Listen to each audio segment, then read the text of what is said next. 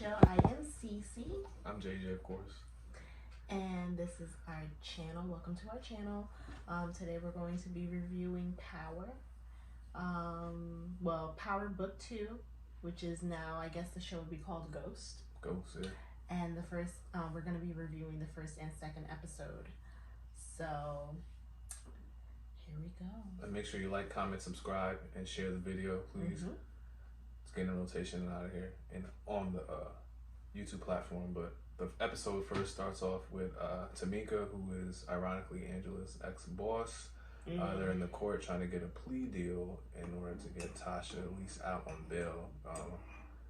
In regards to being charged for Ghost's murder, they're trying to use that she was in distress with the whole arm shit, with her arm being like fucked up and saying that she was abused and all that. But they're kind of not buying it. Yeah, they're not buying it one bit. They're like, you, a battered woman? Yeah, right. So then, isn't she talking to her lawyer? She's talking to her lawyer about pretty much saying, you need to come clean and everything like that, or tell the truth. And they had like a plea deal, but she wasn't buying it. She would be able to go on parole.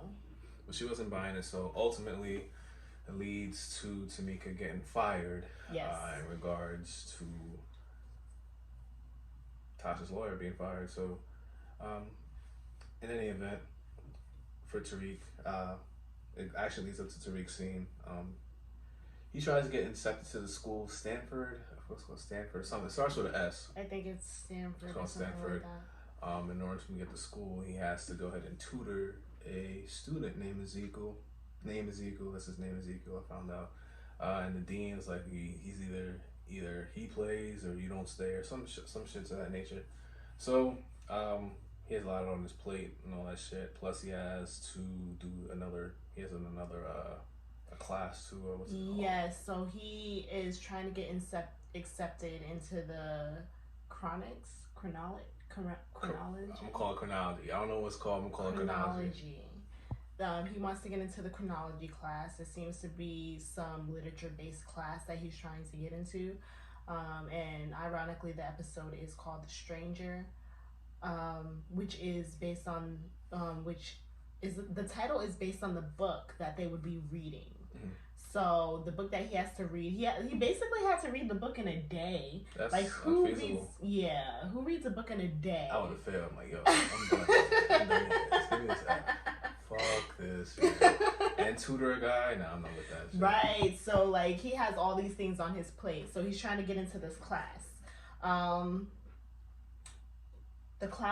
So the book The Stranger, I actually read it in high school. It's a pretty good book. It's strange because it's kind of like dealing with like the whole existential crisis that people go through, and some people really live their lives as existentialists.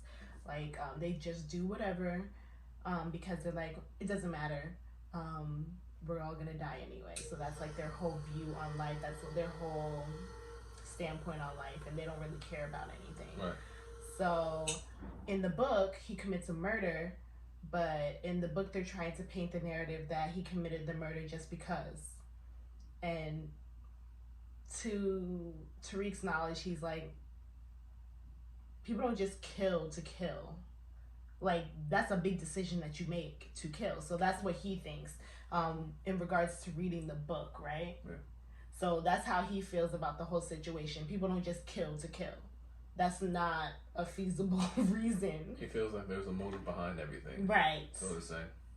And then going on to the episode, he's trying to find like the classes on the shit. Then he meets the Paige Heard girl. Yes. I love Paige Heard. Yeah, so they meet up and say, oh, it's down here. I'm going to see you around. There's only 4 black kids. Right. See you around. So, yeah, she was talking about the different kids in the school. And then, there's always that one kid that's like the super coon. You can say coon. I don't know anything else to say, but yeah, coon. Right, that be shucking and jiving for white people. So there's always that one person. By the way, we're drinking tea. We're drinking lemon ginger tea. I have honey in mine. He has honey in his too. But we're drinking tea and I'm drinking water. It was gonna be a mukbang, but a mukbang. Oh, mukbang, bang, bong, whatever. But shit didn't happen that way. So we call this tea time. So we're having tea time and talking to you guys. And nobody steal what we're doing, so it's called tea time. We're gonna copyright that. It's like, no, we're not. No, we're not, because a lot of people do that. A lot of people. Well, this is the best one here, so too bad. But anyway, going on to what happened next.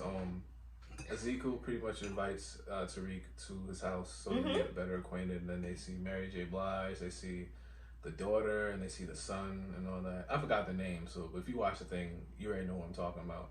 So then the dude, and we'll call him Bobby Brown, they're inside the thing, and then like I guess the dude's girl's giving Bobby Brown dome in the bathroom and all that. Yo, that was crazy because that was such a shock. He was like, "Hey man, where's your bathroom?" He was like, "Oh, it's in the front, over there in the front." And then he goes to the front, and then he opens the door, and then the guy's getting head. Bobby Brown is getting head from some girl. We don't know who she is yet, but then he's punching each other, and Bobby Brown's like, they didn't punch each other. One punch. They had to like switch pans. One hit, Bobby Brown hit him. Then the dude was like, "Oh, I'll be back. I'm gonna get my gun." So he went outside to get his. Oh yeah. So before that happens, though, Tariq is getting to know the Mary J. Blige's daughter. The daughter. I'm just gonna call her daughter because I don't know what their names are. Yeah. So. Well, by next episode, we'll try to get it together with these names because these first 2 episodes, we did not get their names. I'm sorry. So yeah, Tariq's trying to get better acquainted with the daughter. Yeah. Then next you know, the dude said, "Hey, I want to talk to whoever dude's name is, the son." And the son Mary J. Blige is out there with a gun. Yeah, he had a shotgun, and then the cops came. That wasn't a shotgun; it was a regular gun, a handgun. No, the other guy had a handgun. Bobby Brown came out with a shotgun. Alright, it's a shotgun. Then I don't know. I don't think it was, but a shotgun. We'll say it was a shotgun. And then the police officer came, and they stopped the whole madness and everything. Then Tariq had to be out, so he left. Yeah.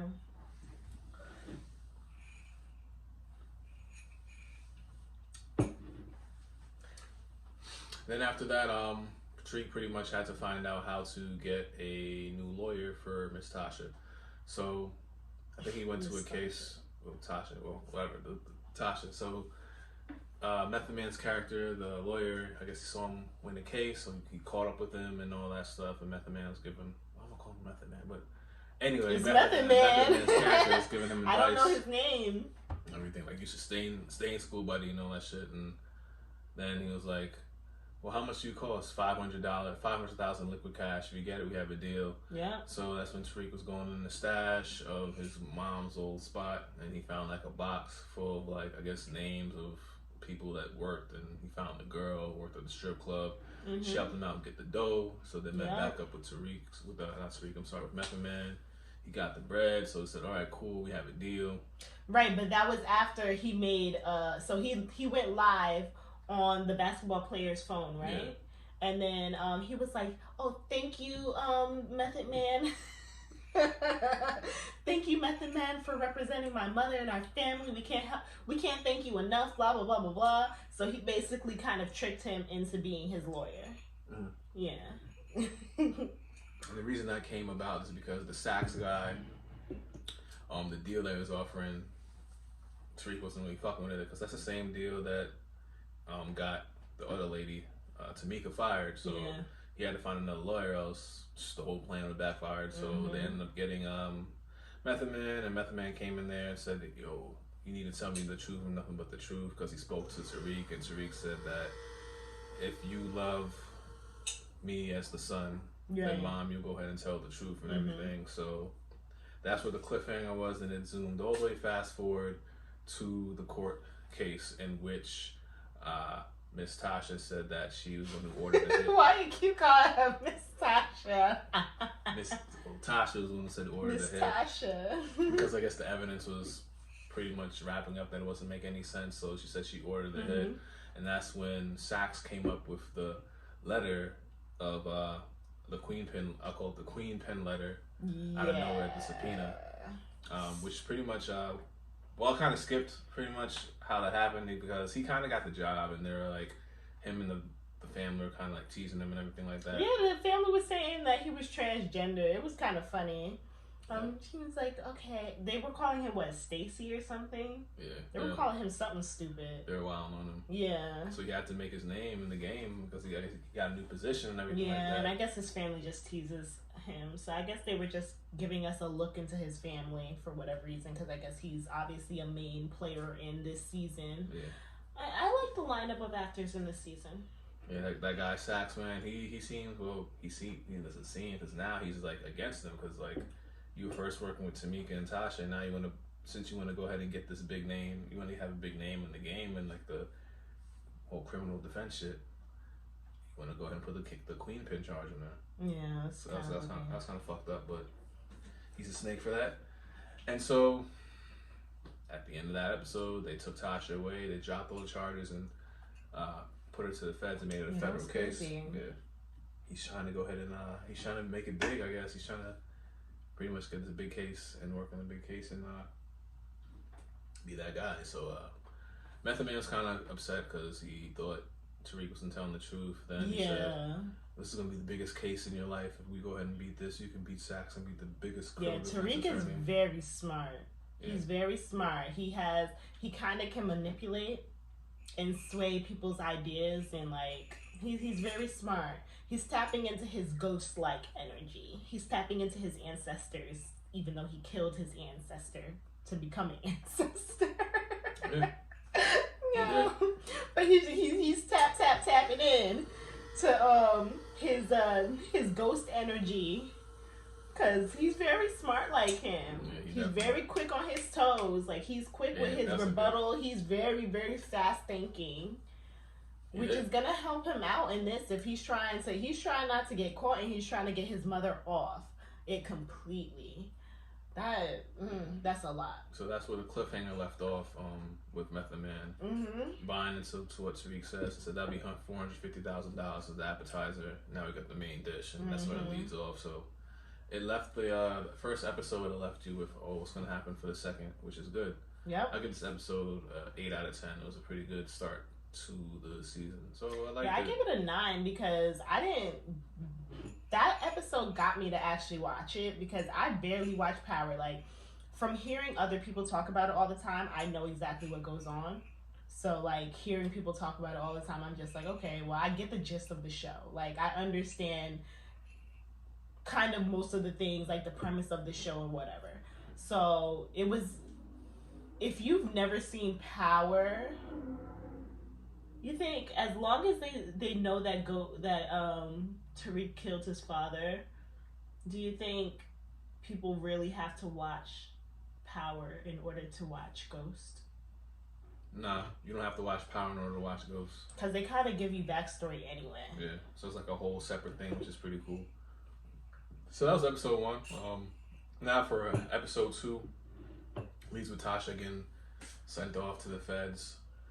And this episode is called Exceeding Expectations. So pretty much, it leads to Tasha going to the feds. And, Tariq, he's back in school trying to get his shit together. His things together, sorry for cussing, trying to get his things together.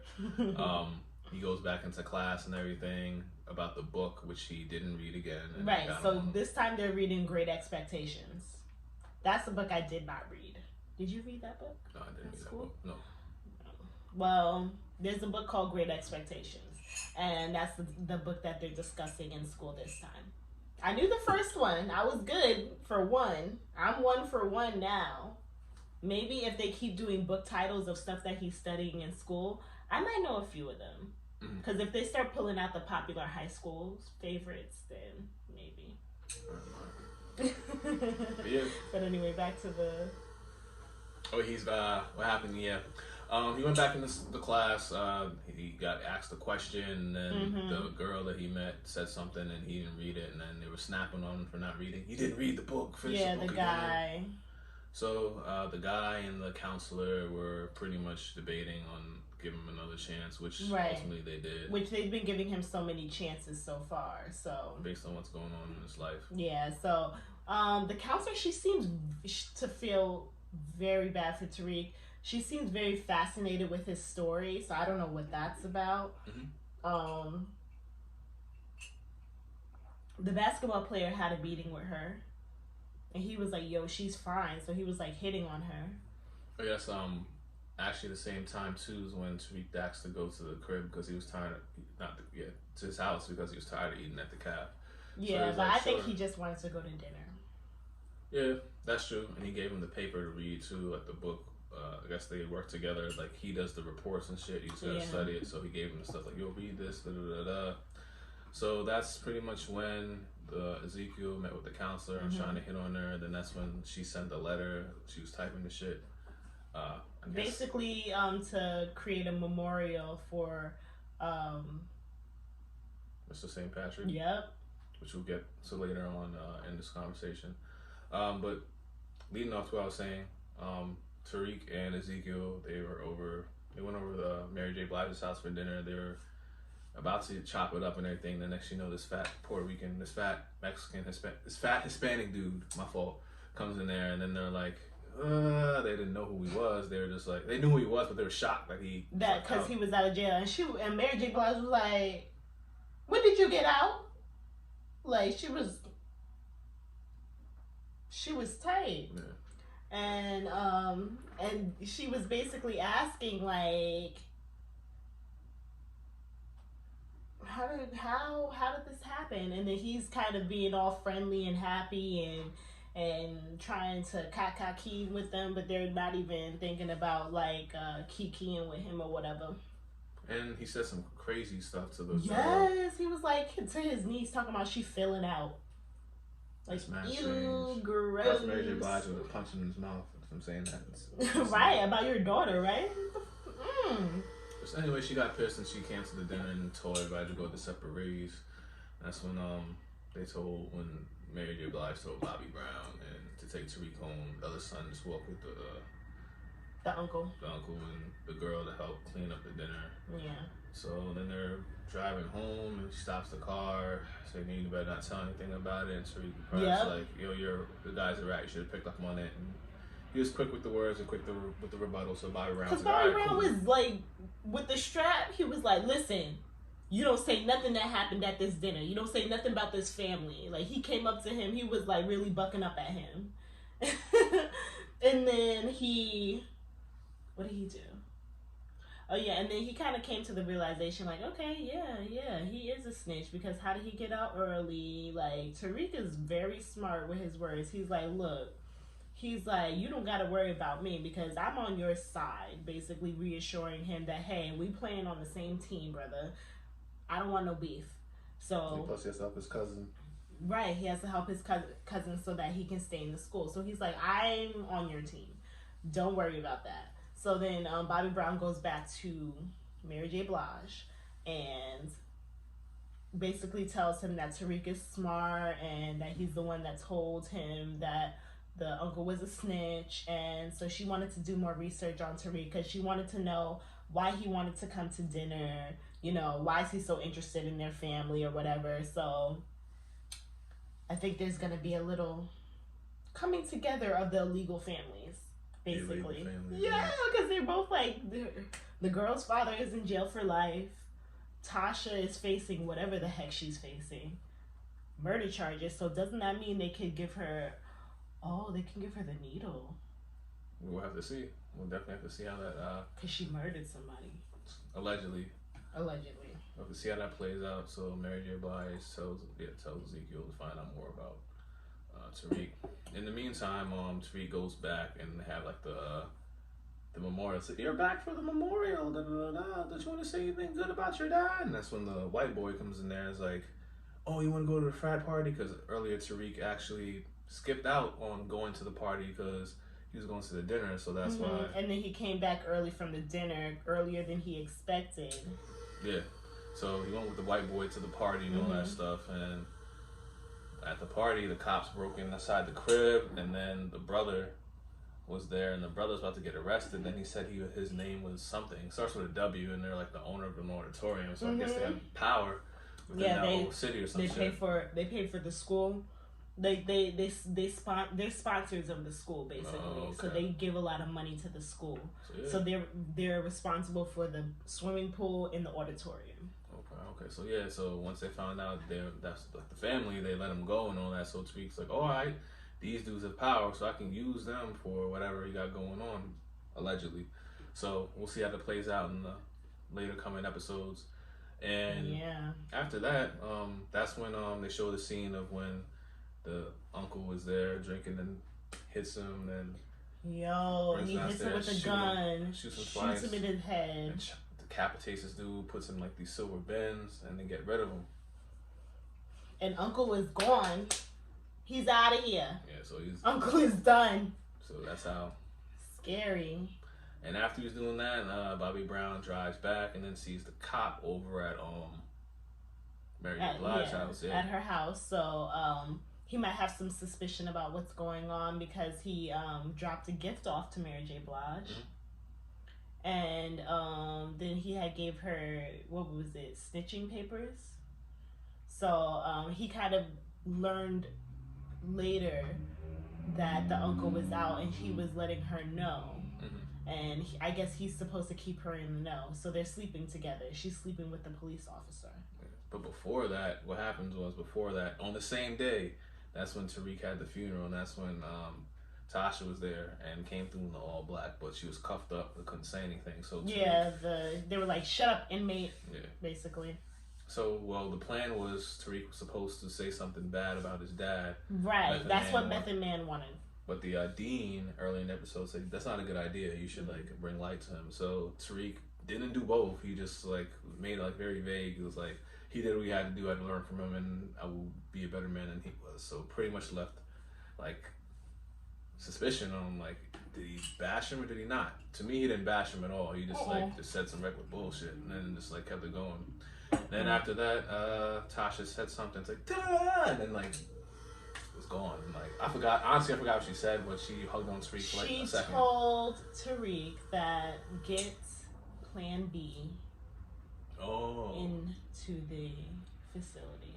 Because the lady in an earlier scene, there's an inmate talking to the CO about CO's corrections officer, talking to them about getting some contraband into the jail because homegirl's having sex with a man, and I guess she's pregnant and she needs a Plan B. And she said, if you don't give me the Plan B, I'm gonna have the whole block turn on you. Basically, all the inmates turn on her, and if she's watching them, they could do something to her, I guess. So she's like, I'm gonna have the whole block turn on you if you don't give me that Plan B. So Tasha overheard. So I think she's trying to get some type of street cred in the jail so that she can have some protection and so that she can kind of have some friends. So that's what she asked Tariq to get. And Tariq came through. He asked the girl, she visited him in his dorm room. Because I think Mary J. Blige told her to do that. They didn't show that, but I feel like that's something she would tell her to do. I think that's what go to his he's kind of sweet on you, so use that to your advantage, because it seems like Mary J. Blige is grooming her to see things to her advantage. I think she does really have a crush on him though, but I think she's taking from what her mom taught her, basically play into how you see how guys are towards you, kind of thing. Like how someone acts towards you, they might be a little sweeter on you and they might give you more information. So Mary J. Blige is trying to do all her she's trying to get all the information on Tariq, just because it's like, why are you helping my family? Why are you helping my grandson? Not grandson, my nephew. Why are you helping my nephew? Type of thing. So then after that, what happens? Tariq, he gets a phone in, thanks to Mary J. Blige and the family. Mm-hmm. He gets the phone in. I think did he get the Plan B in? You got both, and they put it in the book. Yeah, they put it in the book, and it was the Great Expectations book. And now she got a burner phone.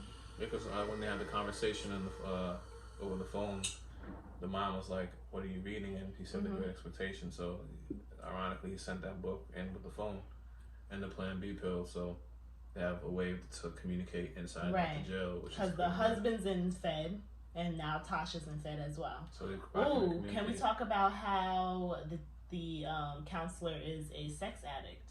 I forgot all about that because it wasn't that important, but we got all about that part. Well, that's kind of to tell their story, like the kind of love story brewing between the counselor and the Chronicles teacher. I'm gonna get it together. I'm gonna get it together. Chronics. Oh, I'm gonna get it. Yeah, so they have some type of love interest going on. So it's basically, we'll see how it goes. Yeah, we'll see how that plays out. For me, it's not that interesting. It's just like it's to add another story within the story. But yeah, she's a sex addict, and they had sex in her office, and they used to date, and she got him the job. So we'll see how that plays out into the whole Tariq Ezekiel situation. But it might just be an extra story. Who knows? But yeah, at the end of that, as we were talking about earlier, about 6-7 minutes ago, Mary J. Blige and the cop, they're pretty much sleeping together because Bobby Brown was driving. He saw the truck, and so that's when they had the snitching papers. And they're like, "If you can find me anything about Tariq, please do." And that's when the episode cuts off. So like, leave you to another cliffhanger. Like, oh shit, they're gonna try to get Tariq out of here. So we'll see. So that was episode 2. Yeah. I give episode 2 a 9 out of 10 because I had like the extra violence and all that, and a little more storyline going on. Yeah, we're getting more suspenseful. It's opening up. It's opening up. My eyes. Your eyes. Yeah, it's more suspenseful in my eyes. Episode 2, I give it a 9 out of 10. I give it an 8. It gets an 8 for me. I like this episode better than the first. I like the first one. It was alright. I like the little triangle situation they might be having for Tariq because he might be. Remember, he went to a girl that he used to do the drug stuff with in the first episode, and he's the one that got him the pills that he then later sold in the strip club, right, to get the money for the lawyer. So there might be between the old drug girl, like that's an old flame, and between Mary J. Blige's daughter. We're gonna get their names. I don't know the names, and I don't plan on knowing the names. I'll figure it out if I watch more of them. We're gonna get the names.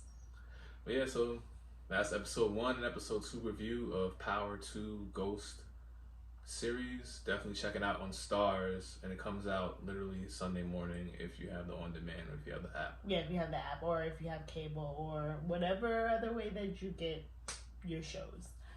So we will talk to you guys later. We will be reviewing episode 3 by itself since we're gonna be we're gonna be on actual track. We did 1 and 2 today. So please comment, subscribe, follow us, do all that fun stuff. We're gonna have our social media handles on the screen. And thank you for having tea with us. Until next time, have a good night. Good night.